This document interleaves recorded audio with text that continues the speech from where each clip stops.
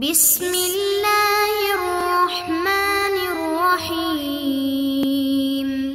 السلام علیکم ورحمۃ اللہ وبرکاتہ۔ عزیز طلبہ، آج آثار السنن کا سبق نمبر 129 ہے اور اس سبق کے اندر ہم دو باب پڑھیں گے۔ پہلا باب ہے باب تسویۃ الصفوف، یعنی صفوں کو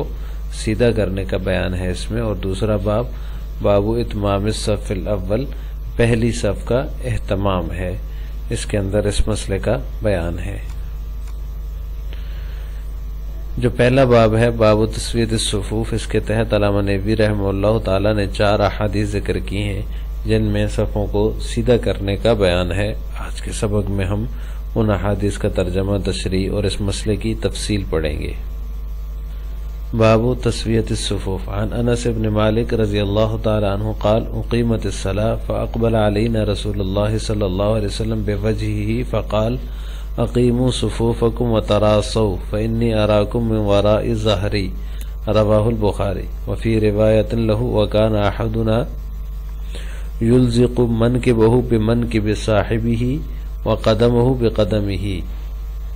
اس کا ترجمہ یہ ہے کہ حضرت انس بن مالک رضی اللہ تعالیٰ عنہ سے مروی ہے، وہ فرماتے ہیں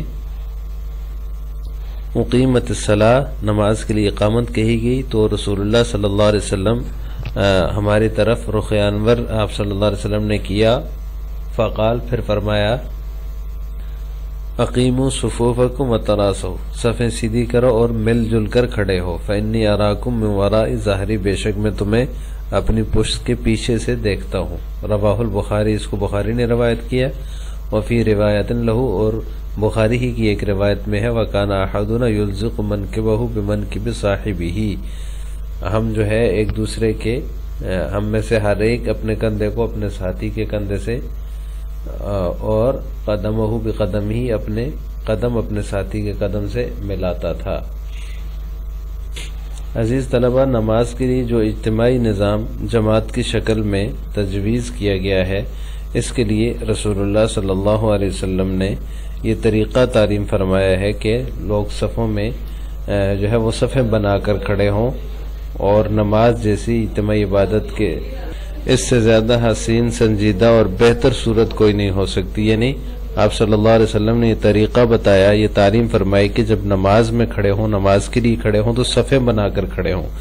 اس سے سنجیدگی، حسن اور یہ ایک بہترین صورت ہے اللہ تعالیٰ کی عبادت کرنے کی، اس سے اچھا اور بہتر طریقہ اور کوئی نہیں ہو سکتا۔ تو نماز جیسی اجتماعی جو عبادت ہے، اجتماعی جو نظام ہے، وہ اس کے لیے جماعت کی شکل آپ صلی اللہ علیہ وسلم نے تجویز فرمائی اور پوری تعلیم دی اس کے حوالے سے کہ صف کیسے بنانی ہے اور کیسے کھڑا ہونا ہے۔ پھر اس کی تکمیل کے لیے آپ صلی اللہ علیہ وسلم نے یہ تاکید فرمائی کہ صفیں بالکل سیدھی ہوں، پہلے اگلی صف پوری کر لی جائے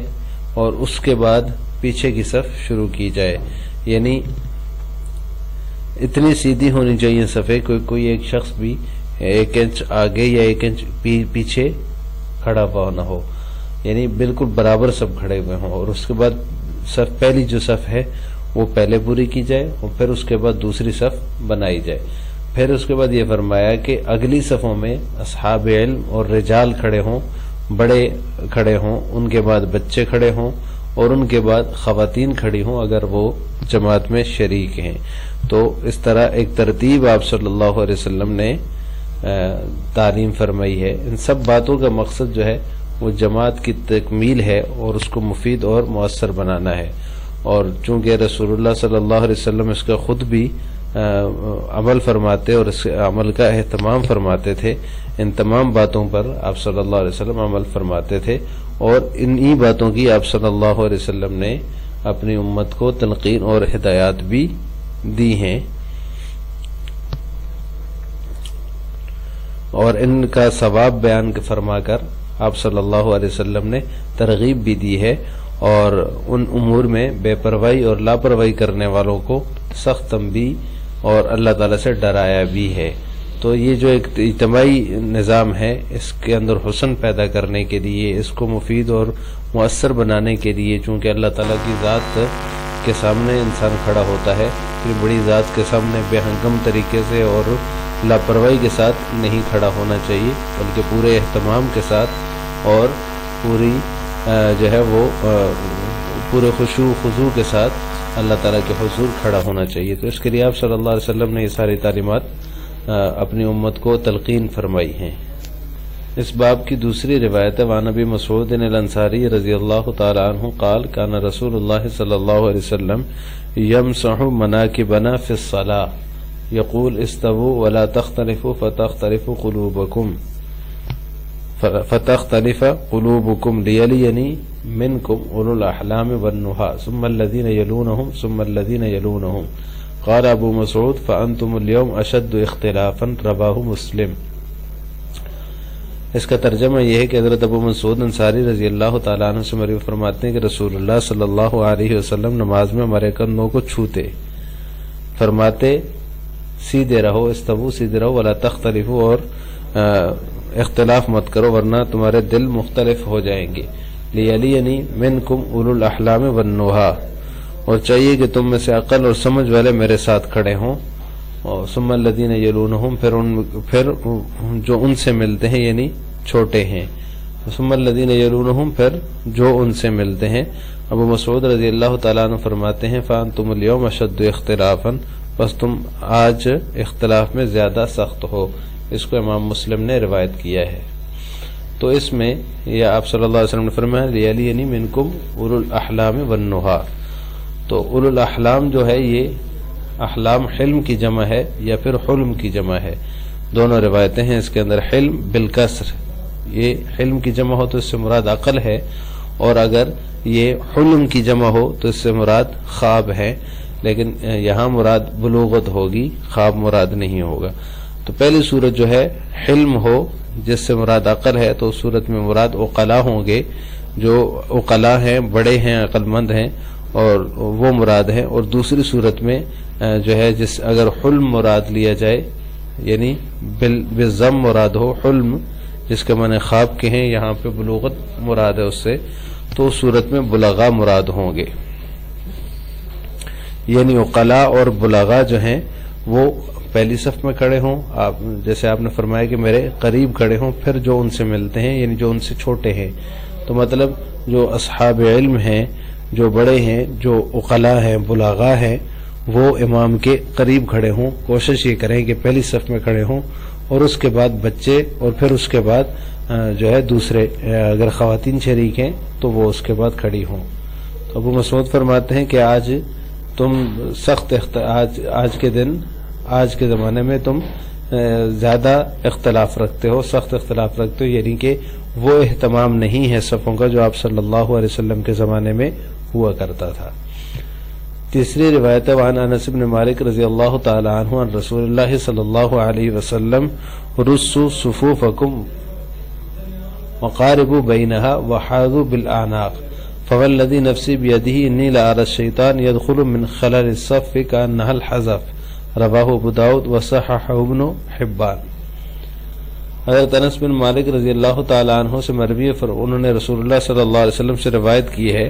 وہ فرماتے ہیں کہ رسول اللہ صلی اللہ علیہ وسلم نے فرمایا اپنی صفوں کو سیدھا کرو،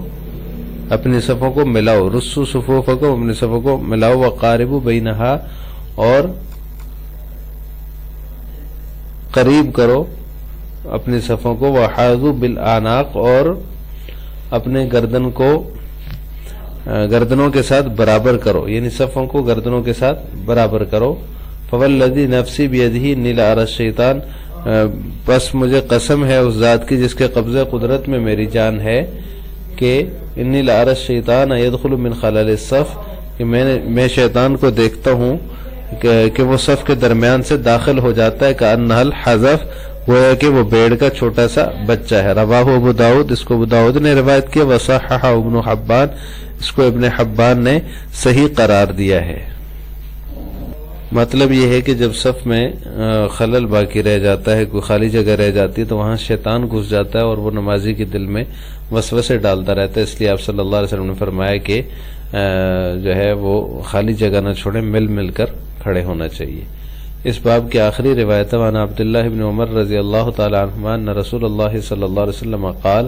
اقیموا الصفوف وحاذوا بین المناکب وسدوا الخلل ولینوا بأیدی اخوانکم ولا تذروا فرجات للشیطان ومن وصل صفا وصلہ اللہ ومن قطع صفا قطعہ اللہ رواہ ابو داود وصححہ ابن خزیمہ والحاکم۔ عبداللہ بن عمر رضی اللہ تعالیٰ عنہما سے روایت فرماتے ہیں کہ رسول اللہ صلی اللہ علیہ وسلم نے فرمایا صفوں کو سیدھا کرو، وحاذوا بین المناکب اور کندھوں کو برابر کرو، وسدوا الخلل اور خالی جگہ پر کرو، ولینوا بأیدی اخوانکم اور اپنے بھائیوں کے ہاتھوں میں نرم ہو جاؤ، ولا تذروا فرجات للشیطان اور شیطان کے لیے خالی جگہ مت چھوڑو۔ من وصل صفا وصلہ اللہ، جس شخص نے صف کو ملایا اللہ تعالیٰ اسے ملائیں گے، ومن قطع صفا قطعہ اللہ، اور جس شخص نے صف کو کاٹا اللہ تعالیٰ اسے کاٹیں گے۔ اس کو ابو داؤد نے روایت کیا ہے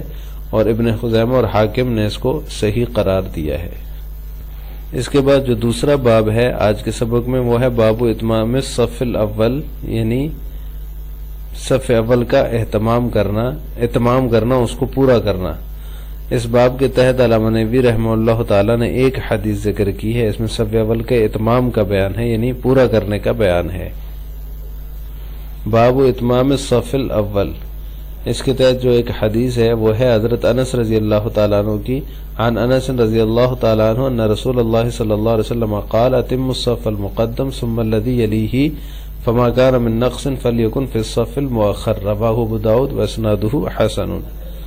حضرت انس رضی اللہ تعالیٰ عنہ سے مروی ہے کہ رسول اللہ صلی اللہ علیہ وسلم نے فرمایا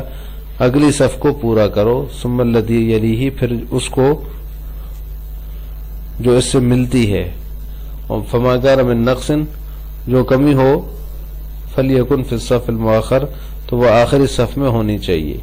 اس کو ابو داؤد نے روایت کیا، واسنادہ حسن، اور اس کی سند حسن درجے کی ہے۔ تو اس باب کے اندر ایک ہی حدیث ہے جس میں صفوں کے اتمام کا بیان ہے کہ پہلے اگلی صف کو مکمل کرنا چاہیے، اس کا بیان ہے۔ اس لیے علامہ نووی رحمہ اللہ نے باب اتمام الصف الاول کا عنوان لگا کر اس حدیث کو الگ سے ذکر کر دیا کہ پہلی صف کا اہتمام بھی فضیلت اور ثواب کی چیز ہے۔ آج کے سبق کا خلاصہ یہ ہوا کہ ہم نے باب تسویۃ الصفوف اور باب اتمام الصف الاول کی کل 5 احادیث، 4 باب تسویۃ الصفوف کی اور 1 باب اتمام الصف الاول کی حدیث کا ترجمہ، تشریح اور تفصیل پڑھی ہے۔ آخر میں آپ سے 2 سوال ہیں۔ پہلا سوال یہ کہ پہلی صف میں کون لوگ کھڑے ہوں، اس کا جواب آپ نے کمنٹ باکس میں دینا ہے۔ نمبر 2 اولو الاحلام سے کون مراد ہے، اس کا جواب بھی آپ نے کمنٹ باکس میں دینا ہے۔ السلام علیکم ورحمۃ اللہ وبرکاتہ۔